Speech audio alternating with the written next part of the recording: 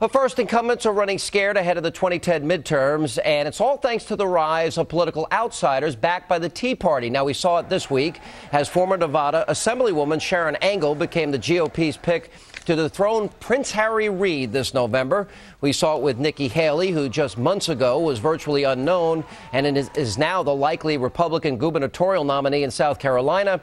And before that, we witnessed the power of the Tea Party out in Kentucky when Rand Paul became the Republican nominee to become the next United States senator from that state.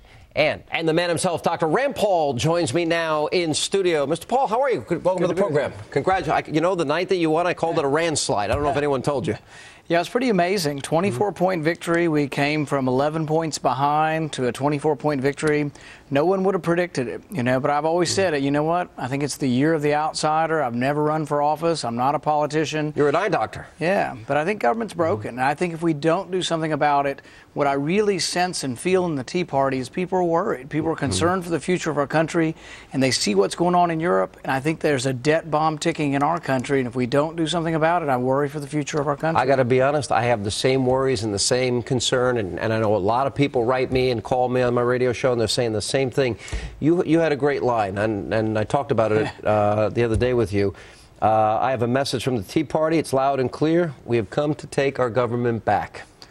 Yeah, I think really government has gotten away. It's gotten into the hands of the career politicians, and we need some reforms. We used to obey the Constitution, but now I don't think we obey the Constitution. I think we need some rules again. One, the Constitution would be good for starters, but two, I think we should have term limits. I think we should limit how long they stay in Washington, and I think we should force them to balance the budget by law. We'll never do it unless we make them do it. Yeah, it's true, and especially when you look at the population aging. We're told Social Security will be in the red by next year. Medicare is going bankrupt. You know, $1 trillion deficits as far as the eye can see. $19 trillion in debt by the year 2015. It's unsustainable. I mean, this is simple math. This is basic economics. Well, Federal Reserve Chairman said exactly that, unsustainable. Yeah. And when you have someone who usually tries not to scare the marketplaces by what he says, saying that the debt is unsustainable, that's a potent word. I mean, that really concerns me. It concerns me too. All right, I got to tell you a funny story. Now, with your dad, who is a controversial figure by every stretch of the imagination, you know that.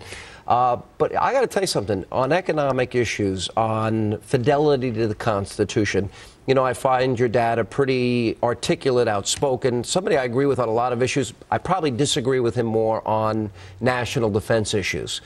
You don't identify yourself as a libertarian, though, like your father. I call myself a constitutional conservative, and when I talk about what government should do, I think the primary enumerated function, the primary enumerated power is national defense, bar none. It's what the federal government should do, and it's what no one else can do. Do you find yourself disagreeing with your dad sometimes? Well, you know, it's interesting. I say that, and he would probably agree completely with the statement. So we don't necessarily always disagree. It may be on gradations of things. For example, I think in foreign policy, you can be everywhere all the time, or you can be nowhere. To be nowhere, some people call that non-interventionism. Isolationism. Some people call them isolationism. But let's say maybe we're everywhere all the time, and isolationism would be we're nowhere. What if we came back a little more towards the middle and we weren't everywhere all the time? I think for economic reasons, we may have to consider it because we are out of money. Yeah, well, I don't think we're everywhere, but we got to pick our spots. If the United States is not involved militarily, what would the world look like? You know, right. It's a balancing act because we don't want to be the world's police force.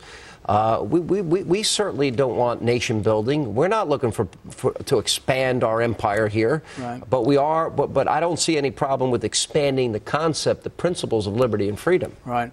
Well, I think we just have to be judicious about it. For example, I met with 100 GIs recently leaving from Fort Knox, going over to Afghanistan. Their lieutenant colonel was there, and I said, I want to learn something from you guys. You're patriotic, you're taking care of our country, you're doing the things that we all appreciate, but what do you think? Do you think that we're turning it over fast enough to the Afghanis? It's been 10 years. I mean, so I think you can still be a good conservative, believe in national defense, but ask some tough questions. When are we going to start having the Afghanis step up? 10 years is a long time. Let's have them step up. Let's have them start patrolling some of the streets. It's like tough love that we want in our country. People want to we want them to provide for themselves in our country. We want the Afghanis to step up and start providing for themselves. What do you think is happening when we look at Nevada, when we look at your win? The outsiders of the Republican Party seem to be coming up with some very, very key victories. South Carolina, I think, would be another example. Tea Party supporters, people endorsed by Governor Palin, in your case in particular here, going up against the establishment candidates and beating them soundly. What does that tell you? How do you interpret that? Something big's going on, really. I went to my first Tea Party a year ago on April 15th. That's when they all got started. I went down to my square. My youngest son was playing baseball, and I was the coach, and I took time off, went down. I thought, well, there'll be 20 people there, and I'll be right back to the game. I got there, and there were 700 people. And I live in a small town. 700 people in the square. Something big is going on. People are marching in Washington. You've seen the marches. Sure. Hundreds of thousands of people. It's an enormous movement, and it's spontaneous. It's not directed by Sean Hannity. It's out there. No, there's no one leader. And we were, that April 15th, we were in Atlanta. 25,000 people showed up. I mean, it was a massive crowd. And I think it's for the very thing. I think people are looking for the basics. Balance your budget, live within your means, strong national defense. I don't think people want national security, but this government, one-party rule seems to be going against the will of the people, which is something historically we've never seen before. It's usually government up by and for the people. This is government up by for Obama, Reid, and Pelosi. Right. And I think they want them to read the bills. I mean, the bank bailout bill, I mean, you're right. People laugh. Read the bill, okay. You know what I propose? I propose they wait 1 day for every 20 pages. So if it's a 1,000-page bill, let's wait 50 days and let's read it. They're still discussing what is in the health care bill. Yeah. They're not quite positive what's in the health care bill. 2,500 pages.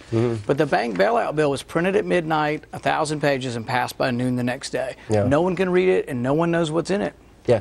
Let me ask you about the one controversy that came up after you won the primary. Right.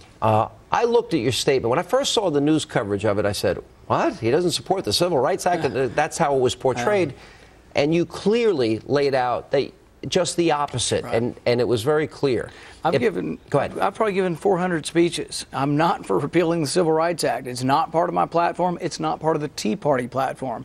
I see this as a way to try to not just destroy me, but now that I've become a leader in the Tea Party, they want to destroy the Tea Party. It's always been part of their agenda, but let me be very clear. I'm not for repealing the Civil Rights Act, would have voted for it. Well, you said that message was there, but they tried to purposely distort what you had said. Yeah, in fact, I was on sort of a left-leaning network that started this going, and they said all day long I was for repealing it based on the words of my Democrat opponent, but not based on my words. And that's how it all got started. But I've never been for it. It's never been my position. And I don't know what else to say. No, well, probably not much more to say. All right, you got to go to YouTube and you got to see the video when your dad wasn't a part of one of the debates and I was up in New Hampshire. His supporters are really, loyal supporters of your dad. They're throwing snowballs at me. You got to see the YouTube. It's great. I will talk to them. I will talk to them. Do they disagree with you sometimes? Yeah, sometimes. I mean, for example, I think in Guantanamo Bay we have to try them down there. My dad takes a different position, but I joke that at Thanksgiving, you know what? My dad still lets me eat at the main table. So we have disagreements. You may not agree with your dad all the time. We have disagreements, but we do agree in general that government should be very much limited by the Constitution. I agree with much smaller. And let me tell you, we get back to those first principles, the country's going to be a lot better off. Absolutely. Rand, thank you for coming. Appreciate you being here. Thank you. And by the way, you can also catch Rand Paul this weekend when he joins Judge Napolitano for the premiere of his brand new show, Freedom Watch, on the Fox Business Network, Saturday, 10 a.m. and 8 p.m., and Sunday, 7 p.m. and 11 p.m. And we have plenty more Hannity still to come.